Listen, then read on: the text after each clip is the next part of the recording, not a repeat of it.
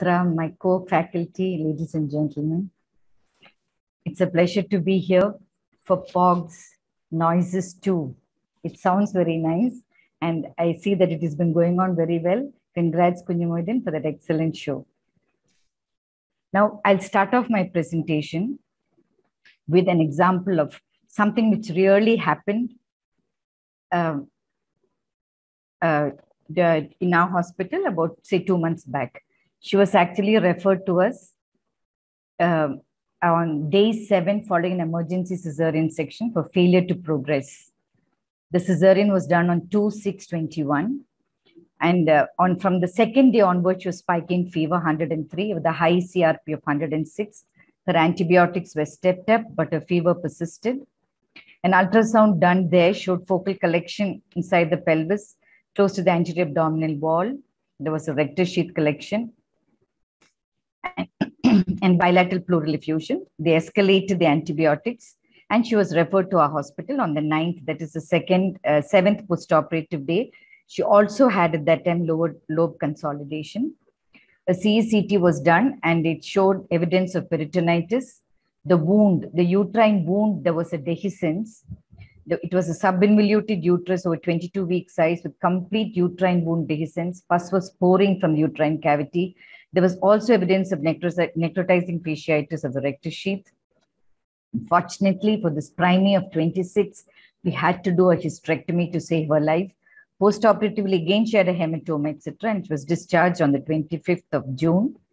This is a real-time scenario of a young girl requiring a hysterectomy at the age of 26 following her first delivery.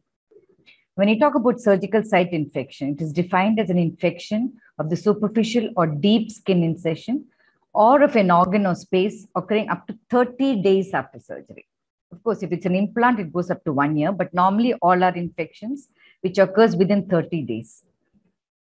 Now, you look at the first, the superficial incision is actually, SSI is actually with the skin and the subcutaneous fat. The deep incisional SSIs are which involves the fascia and the muscle. And then still deeper, you got the organ space like what we had for our patient. Okay. Now, when you look at surgical wound classification, you know about the clean wound, class 1, but we fall, when we do a hysterectomy, it falls under class 2, which is under controlled conditions, we are opening the vagina, okay? So it is called clean contaminated. Then, of course, you got the third class, which is contaminated, and the fourth, which is a dirty wound, okay? Now, I just grossly tell you some ways in which you can prevent. They say that if there is a chance of an MRSA infection, you can actually, nasal decolonization can be done with mupirocin. You can give her a pre-op bath with 4% chlorhexidine, hair removal with electrical clippers rather than shaving, a single dose of IV cefazolin, okay? At the induction, you don't have to give high-powered antibiotics, just parenteral cefazolin, 2 grams of the induction of anesthesia, that is within 1 hour of the incision, okay?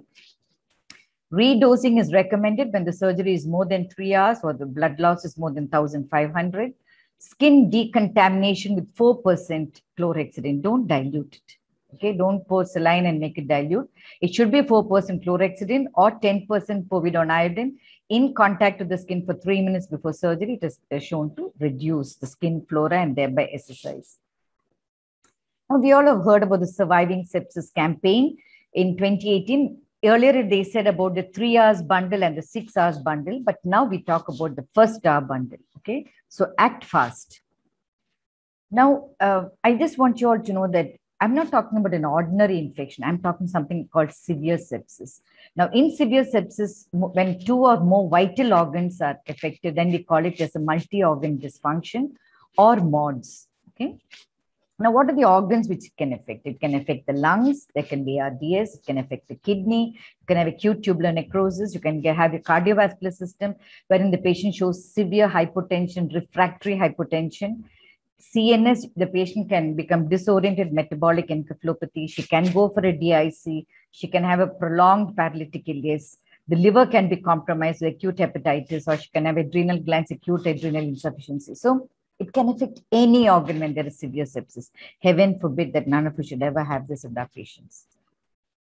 Now, earlier on, there was a lot of stress about SIRS. Okay, SIRS is nothing but about the acute inflammatory response of the body. in which either the temperature is more than 100.4 or less. Even when this hypothermia is bad, when the respiratory rate is more, when the heart rate is more than 90, when the WBC count is more or when it's very low, and when there are band forms, and when the PCO2 is less than 32. Now, this is actually the body's inflammatory response. And all of you all know that when we know about what's happening to COVID, when there's an overwhelming inflammatory response, it's organ damage. Okay? Now, when there is 2 SIRS and confirmed or suspected infection, then we call it a sepsis. We say severe sepsis, as I told you, when more than 2 organs are affected. And when there is a refractory hypotension, it is called septic shock. So when there is a refractory, that means the cardiovascular system is affected and there's a persistent hypotension with evidence of severe sepsis, we call it a septic shock. And please remember the investigation you should ask for is lactate. When you ask for the lactate, if it is more than 4 millimoles, it tells you that the patient is in severe sepsis, okay? 4 millimoles per liter. Now, we all know the sequential organ failure assessment score, this is called the SOFA score. You look at the first and the last. See, when the SOFA score says when the PaFiO2, I hope you all know about that. After the COVID, everybody knows so much about it. But when that ratio is less than 100, it's bad. When there is coagulation problems, it's bad. When the platelet count is less than 20,000. When the liver bilirubin was more than 12. When there's cardiovascular system hypertension, we have to give them norepinephrine is the drug of choice. And if there's a cardiovascular compromise, we'll have to go in for dobutamine, etc. CNS, when the GCS scoring is bad, less than 6. And when you find that the creatinine is more than 5, that means it has affected the end organs. This is severe sepsis. Now, there's something called a quick SOFA scoring, okay? Quick, now this we all should remember. When the blood pressure falls, the systolic falls to less than 100. When there's an altered sensorium, and that is when the GCS is less than 13, or when there's a tachypnea of more than 22, you find a score of 2 or over, criteria suggests greater risk of poor outcome. Okay, so remember, if you don't do the full scoring, at least do these 3. Check the blood pressure, altered sensorium, and the respiratory rate. Now, you remember, everybody should learn to investigate. We must do basic thing, and that's the counts. If you've got a doubt about sepsis, do the total count and the differential count every day. But that's what is going to tell you whether she's worsening or responding. So do the CBC, do the liver function. Now you know why you're doing the LFT, you know the RFT, you must do the electrolytes, do the cultures, depending on what the scenario is. If you've got a pocket of pus in the abdomen, take the pus for culture. If you've got a problem of septicemia, take the blood for culture. Coagulation studies, because anything in severe degree is going to do IC. And of course, when it's very severe, the ABG, and you must check the lactate, I told you all, if it is more than 4 millimoles. Now, identify the source, because you saw how I had to knock off a uterus of a primate. So the source should be identified. Most common is urinary. We get urosepsis sometimes. Following cesareans, we get sepsis. Retained products, we have to evacuate them. Okay, especially an antibiotic cover. If there's pus anywhere, let it out. We heard that from Huntington's days. Let it out. So how do you manage? First is fluids, okay? Crystalloids. Crystalloids means normal saline and renal lactate. That's what is called crystalloids at the rate of 20 to 30 ml per hour. Maintain the CVP. That's very important. Do a CVP line because you cannot flood her also. So there should be a central line. If refractory hypertension after adequate fluid challenge, start to vasopressors. And as I told you all, the first line is noradrenaline in the presence of sepsis, and then dobutamine. When you find she's desaturating less than 90, you will have to do ventilation, whether it's invasive or non-invasive. Role of blood products. If you find that the hemoglobin is between 7 and 9, better to give her blood, she will recoup better. Markers of, these are the 3 markers of sepsis, okay? CRP, lactate, and procalcitonin. Now, if you ask me, I told you already about lactate. CRP is not very specific, but if it is raised, it does tell you. But procalcitonin, you know, when it happens, when you've got a patient with hypertension, you do not know whether the hypertension is due to sepsis or due to blood loss or hypovolemia, etc. Do the procalcitonin. If the procalcitonin is high, that tells you that there is sepsis. And it also tells you to prognosticate as time goes by. So we give the patient warm fluids, we give high flow oxygen, we do a glycemic control. You must give a glycemic control, okay? Often they have stress ulcers, DVT prophylaxis, don't forget. parenteral and enteral nutrition support. Sometimes it may take several days for it to get controlled. Ventilate to support the lung till it recovers. Blood component therapy, renal replacement therapy, arterial blood gas analysis may reveal acidosis, hypoxemia, or hypocapnia. So you must remember that ABG is a must. Just as I told you, three important things I said: lactate, culture, and ABG. Very, very important in severe sepsis. So you do the peripheral blood cultures, urine analysis, and wherever, if you've got a catheter or if you've got an intra-abdominal drain, when you're removing the drain, cut the tip of the drain and send it. Imaging targeted at the specific site of infection, especially if you've got to do a chest X-ray, computed CT, abdomen ultrasound, as I told you, procalcitonin. All these are musts. Investigation and vigorous management. Stabilize after initial resuscitation, prompt referral for multidisciplinary approach in patients in ICU, in MODS, and septic shock, which may require CPR. Sometimes even, they've even had to, it should never reach that stage of a perimortem CS, okay? Take away the baby before that.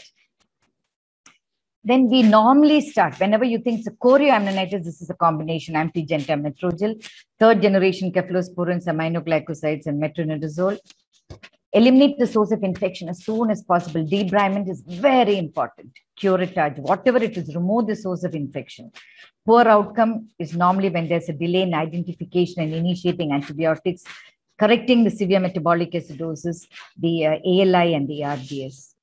Okay, I'll just tell you, I told you ABG is very important. Unfortunately, I do not have the time to talk to you on ABG, but blood for arterial blood gas is collected from an artery. It's either from a radial or the femoral artery, and it is collected in a heparinized syringe. These are the normal values. Remember just this one word, 35, 45.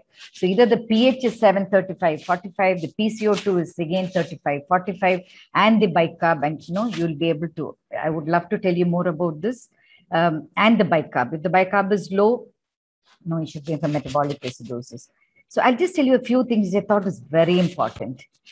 See, how do we start the antibiotics? Always you go for gram-negative sepsis, okay?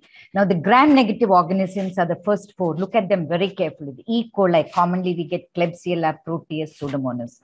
These are the ones which actually takes away the life of the patient. The gram-positive ones are the strepto, the staphylococcus, and the enterococcus. Okay, so remember, these are the four: the gram-negative, the first four, and the gram-positive. Normally, we get a combination. Then, of course, you've got the anaerobes. Anaerobes, the peptostreptococcus, the peptococcus, the clostridium, and the bacteroides. Now, whenever we give penicillins, okay, ampicillin, amoxicillin, cloxacillin, piperacillin, we know all them. They decrease the beta-lactamase activity of certain bacteria. And so what we do is, to these drugs, we add on a clavulanic acid, a sulbactam, or a tazobactam. Okay, so for example, now ampicillin sulbactam is available, amoxicillin clavulanic acid is available, piperacillin tazobactam is available. Add that so that it decreases the beta-lactamase activity of the bacteria. So go for when it is very severe sepsis, go for a piperacillin tazobactam combination. Then another very important thing is to see the three generations of cephalosporins. Okay, I'll talk about the third. Third, remember, the cefotaxime is good against gram-negative. It also has got gram-positive, but it has got no action on Pseudomonas. Whenever there is Pseudomonas, you go for the gentamicin, the amikacin group. Okay, ceftriaxone, same as above, so you can give ceftriaxone also, the C-tri. The ceftadizine, it is useful against the Pseudomonas and the cefoperazone sulbactam. So if you see, the Pseudomonas is taken care of. The other gram-negative coverage is there when you give the third generation cephalosporins. And of course, you've got the monobactam, the azithromycin used in severe septicemia. Then you've got the carbamazepine, the imipenem, and the meropenem. They are the broadest spectrum, and it's a reserve drug. It has got a coverage against most aerobes. The bacterial activity used only as a reserve drug, and this drug should not be abused. Okay. So then the aminoglycosides. We know about the gentamicin. Gentamicine's older brother is amikacin. Okay, so most commonly used broad spectrum anti against the gram-negative action against Klebsiella, E. coli, Pseudomonas, Proteus, Enterobacter.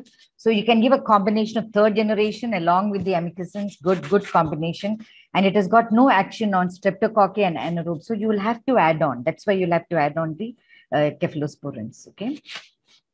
So this is a common combination, gentamicin with cephalosporin first, second, and third generation of Metrogyl in the smaller infection, gentamicin, piperacin, sulbactam, and Metrogyl in the severe infection. And if you've got an MRSA, okay, the MRSA is there, that is the methicillin resistant Staphylococcus aureus, or you've got the vancomycin resistant enterococci, then you'll have to give vancomycin or linezolid. So again, this is a reserve drug. Do not give it in anything else other than you've got a vancomycin resistant enterococci.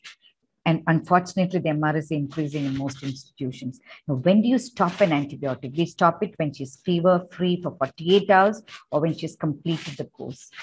And the different manifestations, see, when we see a patient in the post-operative ward, look out for wound discharge, step up the antibiotics, unhealthy lochia, parametritis, pelvic abscess. See, it's increasing in intensity. Then she goes in for a peritonitis like our patient. She goes in the next stage. If I did not do what I did, she would have gone in for a septicemia. Then she would have gone for refractory hypertension and septic shock, and of course, MODS. So I had to do a bold step, but I did it and I saved the patient. So remember, the predisposing factors are pregnancy with PROM or the PPROM, prolonged labor, do not do multiple vaginal examinations. Traumatic vaginal delivery, step up your antibiotics. Manual removal of placenta, you must give antibiotics. LSCS, PPH, you'll have to give antibiotics for many of these things, associated anemia, malnutrition. Now, how do you really prevent sepsis in our labor rooms? Now, this is a must, okay? You will have to change the clothes of the patient as she enters the labor room. Ask her to have a bath before she enters. Labor room to be given the status of an OT with regular cleaning, okay? It should be tiled, washable floors and walls. Clean labor room cots, preferably steel cots, so you can clean it. Not the high funda cots, which you cannot clean. Mopping the floor with disinfectant after every case. After every case, you can do the sodium hypochlorite wash. Then after that, we also do the bacillocide rub, okay? And once in a week, you can even fog with Eco Shield, okay? So once a week, labor room, wash with soap and water. The soap and water wash is the most important because we do not get much to fog, in fact. That is more in the theater. Use a dedicated autoclave sets for every case of labor. You must have a dedicated set.